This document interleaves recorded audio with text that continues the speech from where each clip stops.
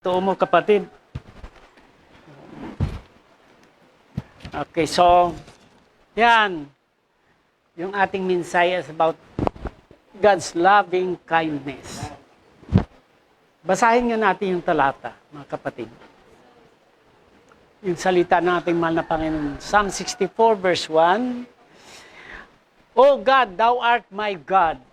Hello, mga kapatid. Thou art my God, my possessive pronoun. Ibig sabihin yan, hindi tayo estranghero sa mundong ito. Mayroon tayong sariling Diyos. My. Amen po ba? Early will I seek thee. Yan. Pag may worship tayo, 9:30 tayo nag-bell, binagay natin alas 10. So, panalangin natin yung mga kapatiran na kung may darating pa na makarating silang walhati. Para makasama natin sila sa pagsambat, pagpuri sa Panginoon. So sabi niya, early will I seek thee. My soul thirsteth for thee. My flesh longeth for thee in a dry, thirsty land where no water is. This is a prayer of the psalmist. And then verse 2, to see thy power and thy glory, so as I have seen thee in the sanctuary. Verse 3, because thy loving kindness is better than life, my lips shall praise thee. Amen. So, anong nakita natin dito na praise ng Word of God? Anong nakita natin sa ating mahal na Panginoon?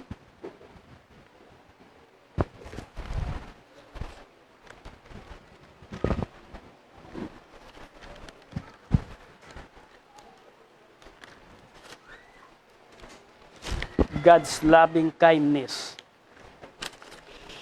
Okay. Natanong ba ninyo kung nabasa niyo itong banal na salita ng ating mahal na Panginoon? Bakit sinabi ng psalmist na loving kindness of God is better than life? Hindi ba yung life ang pinaka-importante sa buhay natin? Mga kapatid, tunilada ng mensahe na pakinggan natin. Napakarami na. Kung hindi man dito sa inyong pastor, sa iba, sa kayo nakikinig kayo sa inyong mga gadget. Pero mga kapatid, ang loving kindness ng Panginoon is the most important according to His point of view. Because we are accustomed, mga kapatid, and frequently hearing the messages and preaching about the awfulness of sin. Yan ang lagi natin napakinggan, yung kung anong nagagawa ng kasalanan. Which is also good. But masabi ko na ito na lang palaging naging customary natin, naging frequent hearing natin tungkol sa mga kasalanan. Iniquity, wickedness, transgression, and damnation of hell that program our hearts and mind being constant guilt that seems overrule the goodness and the greatness of our Father God in our life. Tagalogin ko. Okay lang yun na minipreach natin yung hell. Hindi natin nakakalimutan yan, yung kasalanan, yung wickedness, yung transgression, damnation of hell, etc. Hello mga kapatid. Ngunit, kung hindi tayo maingat sa ating paglago ng ating spiritual na journey, mga kapatid, ay nagiging guilty lang tayo kasi napakinggan na lang natin puro kasalanan, puro damnation, puro ganon. Nagigilty tayo, napuprogram tayo. Hello mga kapatid. It overrules the greatness and goodness of God that He is doing to our life in a daily basis. Natakpan tuloy yung kabutihan, kadakilaan na ginagawa ng Diyos sa ating buhay. Hindi ba totoo yan? Kaya kung palagi narinig natin yung kasalanan, okay yun, alam na natin yun.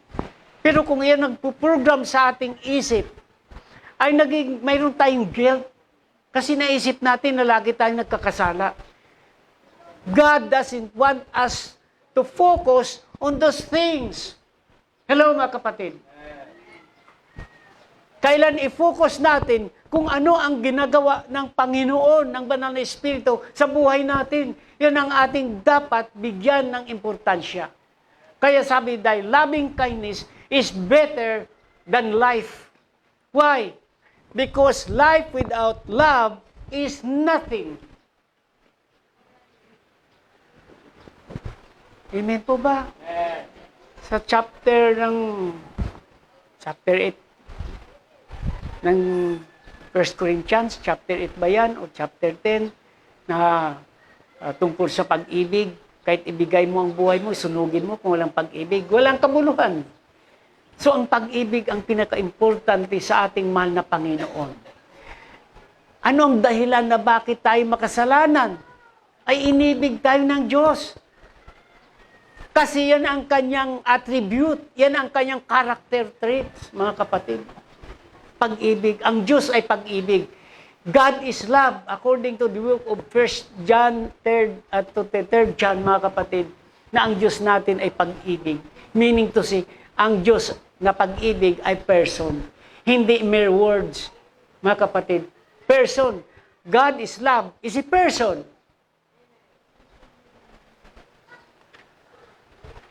Kaya napakahalaga na bigyan natin ng pagpahalaga kung anong sinasabi ng banal na salita tungkol sa kanyang ginagawa sa buhay natin.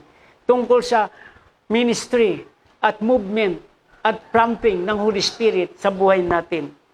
Kaya sabi doon, mga kapatid, is better than life. God through the Holy Scripture remind us our personal relationship in Him that we are, ni-remind ng Holy Spirit sa atin sa pamagitan ng kanyang banal na salita na that we are already passed from death unto life. Wala na tayo sa parusa ng kamatayan. Kung ibig sabihin, nag-jump over tayo sa kamatayan. We are already passed from death unto life. John 3:14. Sinabi doon, tayo ay wala na doon. Wala na tayo sa kapahamakan. Sa kamano. 3:14 ba yun, mga kapatid? And as Moses lifted up the serpent in the wilderness, even so must the Son of Man be lifted up. So, ibig sabihin, ang Diyos ay itinataas. Kung si Moses ay tinaas na ang serpent doon sa ilang. Kaya ang Panginoon sabi, even so must, for superlative degree, the Son of Man be lifted up. Yung picture doon sa Old Testament na nagtayo sila ng kahoy at nilagyan nila ng brush na ginawang ahas. Yun ngayon ang ginagawang emblem ng mga medical professional people, mga doktor. Pag nakita natin yung cup na mayroong ahas, nakaganon sa cup, doon nila kinuha yung idea na yun. Bakit ahas? Na ang ahas sa ilang, nagkasala ang mga tao sa Panginoon doon. Tapos, ang sabi ng Panginoon Moises, gumawa ka ng tansong ahas at ilagay mo doon sa burol, sa mataas. At sabihin mo sa kampamento ng Israel na kung sila ay tumingin doon, dahil sila ay mayroong salot dumating sa kanila na marami na sa kanila mamatay. Pag tumingin sila doon, ay hindi na sila mamamatay. Yung ahas na yon, picture ng kasalanan ng tao na inako ng Panginoon doon sa cross. Na kung ikaw tumingin doon sa ginawa ng sa cross para sa iyo, mga kapatid, yan ang mag-udyok sa iyo na ma-realize mo na ikaw isang makasalanan at kailangan mo ang tagapagligtas ng iyong buhay. See? So bakit ahas? Dahil ang ahas ay picture of sin. Inako nga ng Panginoon ang kasalanan ng lahat. He tastes every man.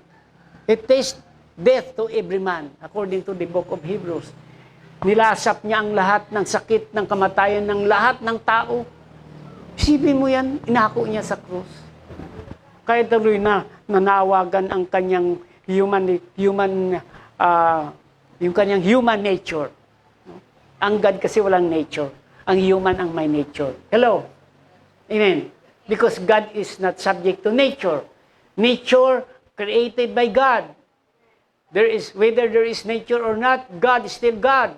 All creation, right, nature are created by God. So it is not proper terminology na tawagin God's nature, God's being. Tandaan ninyo yan, mga kapatid. Kasi mga theologian, talaga humihirit yan. Pati kaming mga pastor, nawala kami sa tamang linya ng mga terminology na ito ay sanction, na ito ay nagkakaroon ng agreement sa Holy Scripture. Kaya ganun mga kapatid, pag tumingin ka doon sa ahas na yun na nabitin doon sa burol, hindi ka na mamamatay. What does it mean? Pag tumingin ka, that's the expression of your faith to our Lord Jesus Christ, what He did upon the cross of Calvary. Tumingin, that speaks of faith. Tumingin ka, manampalataya ka sa Panginoon. So, we pass from death unto life. And according to 1 Thessalonians 5:19, we are not appointed to wrath of God. Hindi na tayo inappoint. Hindi na tayo pwede na ang puot ng Diyos ay tumama pa sa atin. Bago mangyari yan, mga kapatid, na maghari dito si Antikristo at lahat ng salot ay ibabagsak dito, lahat ng persecution ibagsak dito sa mga manampalataya, mga kapatid, na na-realize nila na hindi sila nakasama sa rapture, doon sila ngayon makakatikim kung gaano kahirap ang parusa sa mundong ito, sa paghahari ni Antikristo. Hindi na tayo kasama doon. Kukunin na tayo ng Panginoon. Hello, mga kapatid. Kaya we are not appointed to wrath of God. Thessalonians 5:19. Number 3, we have the righteousness of God. 2 Corinthians 5:21, we have the righteousness of God. Therefore, we are not sinners. We are righteous.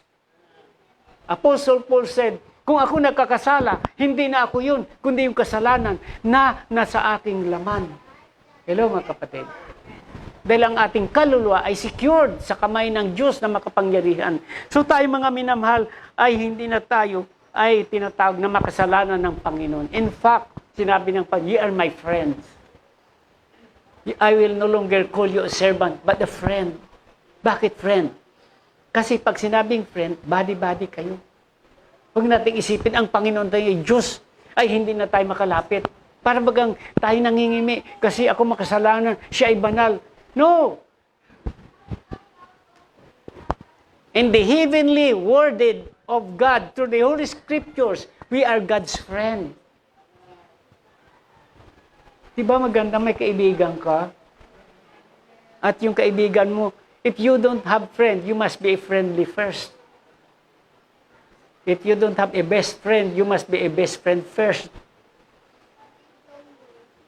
God is our friend, a friendly God. Body-body natin ang Diyos. Hindi siya malayo sa atin. Nandyan lang siya. Nananahan pa nga sa ating buhay, sa ating puso. So we are not appointed to wrath. We have the righteousness of God. 2 Corinthians 5:21. Then the Holy Spirit transform our hearts. 2 Corinthians 3:18. He transform our hearts. Tingnan natin yan. 2 Corinthians 3:18. But we all with open face, beholding as a glass the glory of the Lord, are changed into the same image from glory to glory, even as by the Spirit of the Lord. So pag na-transform tayo ng Panginoon, iba-iba na ang ni-reveal sa atin ng Panginoon. Hello mga kapatid.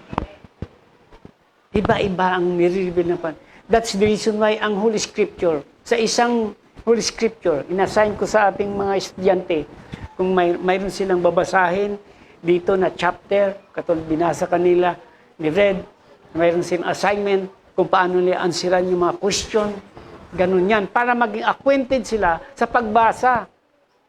Assignment. Pero hindi nila na-realize malamang na kaya binabasa at ansira nila para matuto sila na kanilang maging acquainted sa Holy Scriptures. At the same time, alam nila kung paano mag-witness.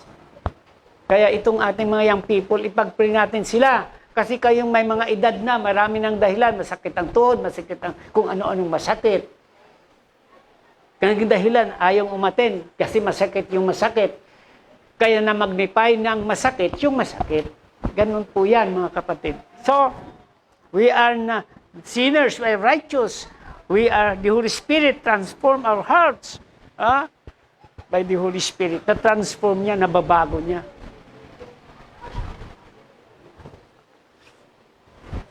The Holy Spirit transform our hearts. So now, let's go back to God's loving kindness. Bakit? Sabi dito, in Jeremiah 31 verse 3, ang sabi ng Panginoon sa mga anak niya, Yea, I have loved thee with an everlasting love. Think about that. Yun dapat ang namamayani sa ating puso't isip. Because the goodness of God leaded us to repentance. Dahil sa kabutihan ng Diyos, tayo ay nagsisisi kung anong nagawa nating mali.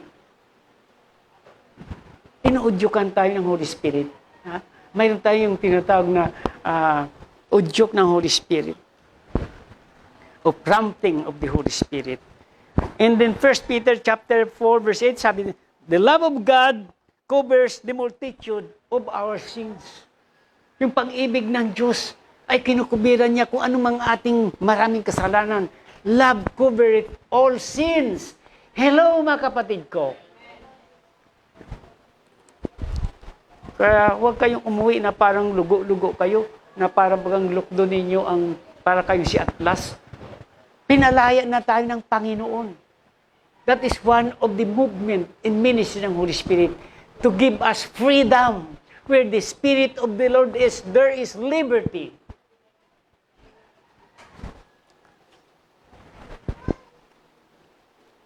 First Peter 4:8 nga, love covers the multitude of sins. And second, in 1 John chapter 4 verse 17 to 19, it says, love perfected us. Ang pag-ibig ng Diyos ang nagaganap sa atin. Hindi ba kayo natutuwa niyan?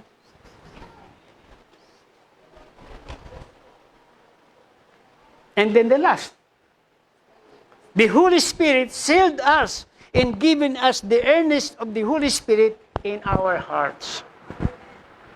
Amen? 2 Corinthians 1:22.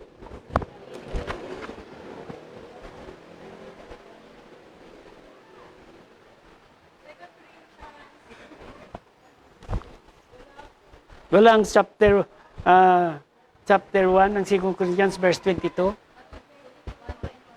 1:22. Who hath also sealed us. Yan na nga. Hello mga kapatid. Who hath, past tense, also sealed, past tense, us. Sino yung us? Sino yan? And given the earnest of the Spirit into our hearts. Purihin ang Pang, dahil loving kindness is better than life. Because life without love is nothing.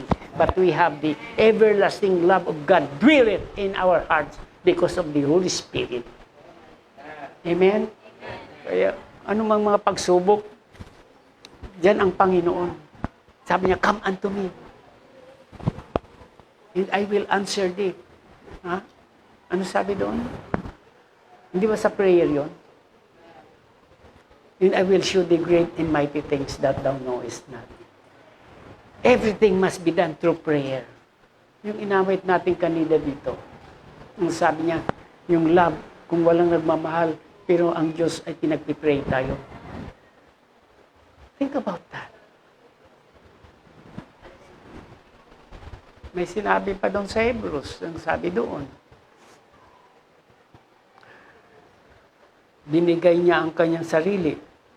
He ever liveth to make intercession for us. Think about that. Nabubuhay ang ating mahal na Panginoon. Siya'y hindi na mamatay, siya'y buhay.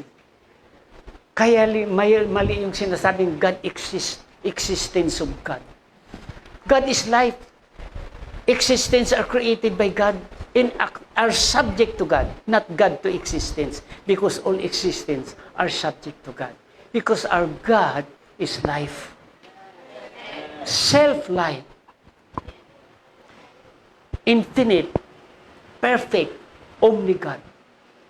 That is our God. That is our Father. That is our loving Father, mga minamahal na kapatid.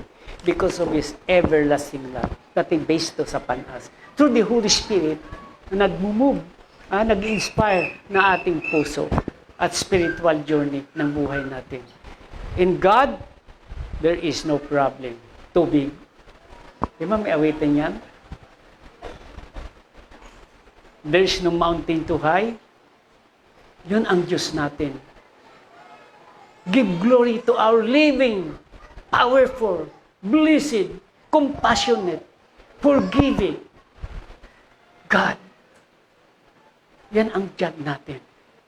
At ang God natin ay nalulugod na tayo ipaprosper niya. But there is also a condition. Maging tapat tayo sa Diyos. Amen? Saan man kayo, sabi niya, lift it. Kung saan man kayo, worship niyo ang Panginoon. Remember na prayer is a form of worship. Prayer. Singing spiritual song is, of course, an expression of worship. Kaya sabi ni David, I bless the Lord at all times. Bakit? Pag inisip natin ang Panginoon, nawo-worship na natin siya. Hello mga kapatid. I will bless the Lord at all times in all that is within me. My intellect, my emotion, and my will. I will bless the Lord at all times. From seconds to minutes, to hour. Pag tayo nakafocus sa Panginoon, of course, ang Panginoon ay higit na nakafocus sa atin. Ngayon, nakafocus siya dito sa bawat isa sa atin. Amen. At nais ng Panginoon ipahayag sa ating mga anak. Hindi ko lang kayo mga anak, kaibigan ko pa kayo. At kayo nulupuban ng pag-ibig ko na walang hanggan. That is what we call eternal love. Amen po ba? Amen. Tayo tumayo. Tayo mag-business. Dakilan Diyos Ama, sa pangalan mo, mahal na Panginoon Hesus, sa presensya ba ng Espiritu. Maraming salamat po sa iyong dakilang pagmamahal sa amin. Sometimes, hindi po namin malirip dahil sa aming natural na buhay na ito ay laging nagkakaroon ng impluensya ang libutan. Ngunit alam mo sa aming isip na kami, Panginoon, ay nanampalataya, nagtitiwala ng lubos sa iyo. Kaya yung ang mga bagay na yan na ginagamit ng kaaway, sa pangalan mo, Panginoong Hesus, ito ay mawawala sa aming kaisipan, sa aming puso, sa aming kabuhayan, Panginoon. Maraming salamat muli sa iyong kadakilaan sa buhay namin. Nakamasid kayo sa iyong mga anak. Kaya nilapit po namin ang aming sarili sa iyong trono ng iyong kariyan, ng iyong dakilang pangalan, Panginoong Hesus, at ng iyong dakilang biyaya. Mahal po namin kay Panginoong Hesus. Dahil dito, kayo aming dinadakil at walhati, pati ang aming mga kaloob for the furtherance of your ministry. Thank you once again. We love you, Lord Jesus. And all your people say, Amen. Amen. God bless us all.